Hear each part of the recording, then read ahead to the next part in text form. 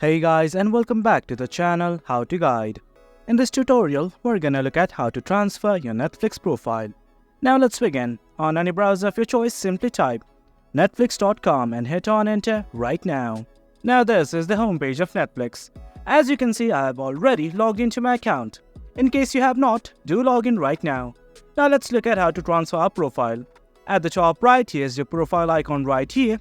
From here, what you need to do is simply click on this transfer profile button right here. Just click on it. And something like this will open up. Well, you can scroll down and look at all the details. But right now, what you want to do is simply click on the Start Profile Transfer. Once you've clicked on it, it will give you two options. Whether you want to transfer this profile to a new account or simply an existing account.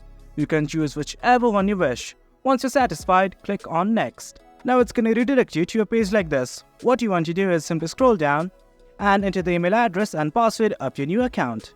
And after everything's okay, simply hit on Next. That's how you transfer your Netflix profile. Well guys, that's it for the video. That's how you transfer your Netflix profile. Hope you guys found this video informative, and for more content like this, do remember to hit like, share and subscribe. Thank you.